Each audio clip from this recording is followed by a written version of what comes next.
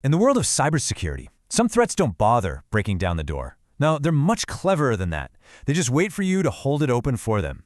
Today, we're diving into a threat that does exactly that. It turns a developer's most trusted tool into an unwitting accomplice in its own compromise.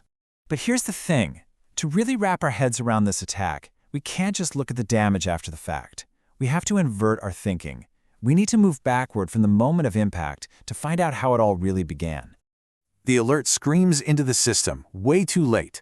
Anomaly detected. The network is beaconing out to a command and control server. It's the classic signature of a successful breach.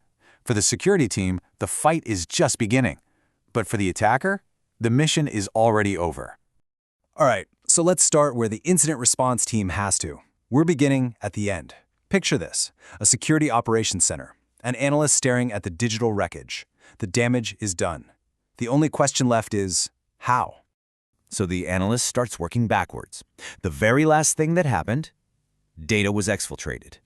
Just before that, there was lateral movement, the attacker spreading through the network. And before that, a single, tiny, anomalous outbound connection. That's it. That's the spark that started the fire. And here's where it gets strange. Every piece of forensic data, every single log file, every network packet, it all points to just one machine, a developer's workstation. And this workstation? It had clean security scans, no known vulnerabilities. It's like a ghost in the machine. And that's the paradox, isn't it? The fortress has been breached, but there isn't a single broken wall. So if the threat didn't force its way in from the outside, you have to start thinking that maybe it was already inside. Okay, now let's rewind the tape. To truly understand the effect, we have to go back in time and pinpoint the cause, the exact moment this whole thing was set in motion. So here's the entire attack, but laid out in reverse. The final step, step 4, was the malware phoning home to the attacker. But that could only happen after step 3, when a malicious payload actually executed. And that payload? It was triggered by step 2, a hidden shell command, which finally leads us back, all the way back to the true origin, step 1. The moment a developer did something they do 100 times a day. They just opened a project folder. And this is the absolute crucial point. The attacker never had to hack their way in. They were invited. The system itself, just by operating exactly as it was designed to, became the weapon of its own destruction. Think about it like two timelines running at the same time. On one side, you've got the developer. Their action, just opening a project in VS Code. Totally routine, completely trusted. But on the other side, you have the operator. Their action, meticulously, patiently crafting a malicious repository, just waiting for that one simple, unsuspecting click. You know, every operation has its weapon. And for this one, it wasn't some fancy zero-day exploit. It was a simple configuration file hiding in plain sight. Its name? tasks.json. And this is the trigger. See, inside that tasks.json file, there's a setting, runOn, and you can set its value to folderOpen. It's a convenience feature, right?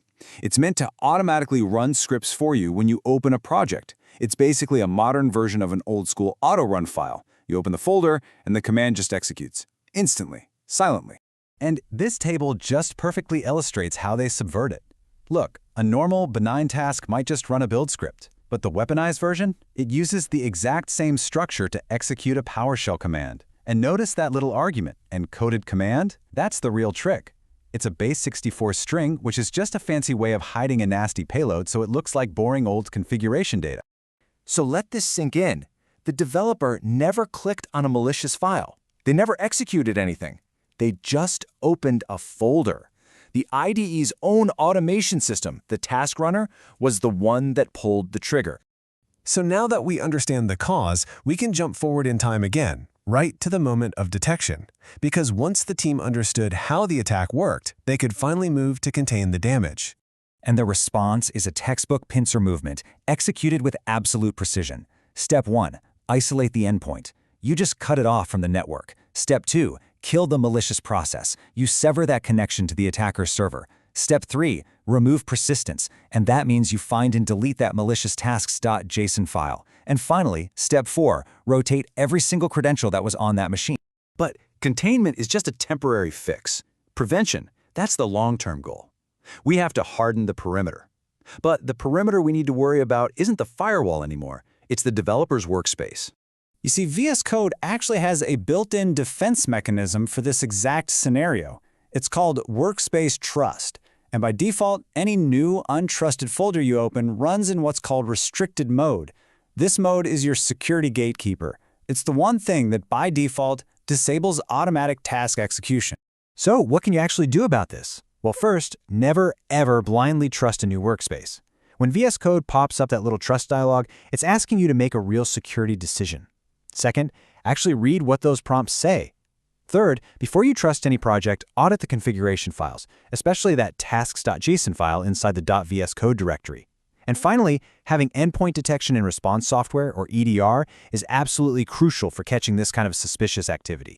It's a strange thought, isn't it? We think of our tools, our editors, as extensions of ourselves. But what happens when that tool has an intent of its own? An intent that was programmed by someone else entirely? So, takeaway number one is this. The very features that are designed to make our lives easier, the automation, those are the ones that can be most easily turned against us. In the wrong hands, convenience becomes a weapon. And the second big lesson, the new security perimeter isn't some box on your network. It's that decision you make, that simple little dialog box asking if you trust a folder. That's your last and maybe most important line of defense. And finally, audit your workspace. Seriously, before you click that Trust button, just take 30 seconds. Open the .vs Code folder and see if there's a tasks.json file in there.